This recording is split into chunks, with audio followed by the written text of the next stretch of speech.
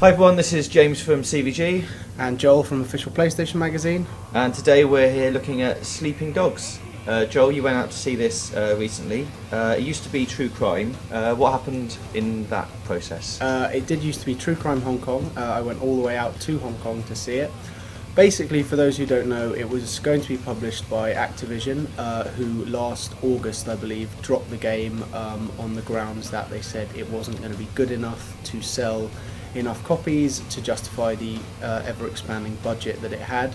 So basically the game was presumed dead until Square Enix bought the rights to the game, although not the name, which is why it's now called Sleeping Dogs, and have taken it through the rest of its development process to where we are now, with the game due for release this summer. Okay, and for those who don't know, what's the general story behind it? The general story is you play Mr. Wei Shen, who we can see in this video shooting and punching lots of men, who is a detective in the Hong Kong police and who has to go undercover into the Tríadas to bring them down for some reason or other, probably because they're all gangsters and do loads of bad crime stuff. And from the live action trailer and some of the chase sequences we're seeing here, it looks like they've gone for quite a cinematic look. Is that right? Yeah, they have. It's a game that doesn't necessarily innovate of itself, but it sort of cribs stuff from a lot of other games that do things rather well. So, for example, the combat is very Arkham Asylum / City influenced, with combos being chained together, heavy and light attacks, and then little icons that come up for you to do reversals.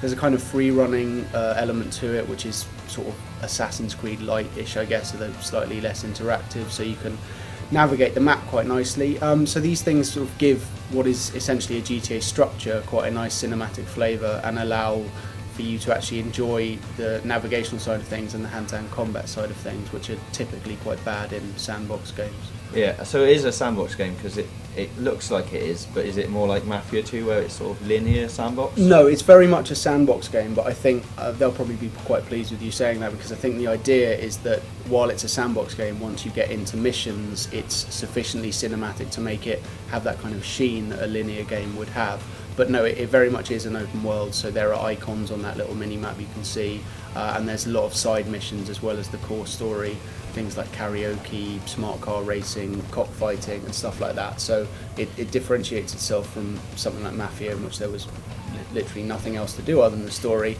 and it very much is a GTA style game. So from the hands-on time you had with it, what are your overall impressions from that brief look? I like it.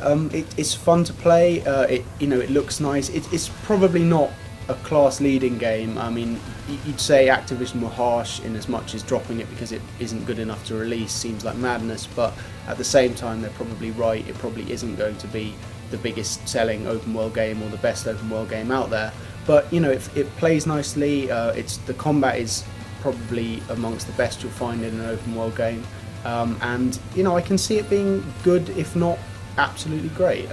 It's not going to set the world alight, but I can absolutely see it finding a place within that genre. It's Raymond. Yes, sir. Don't worry. Now they trust him. He's in.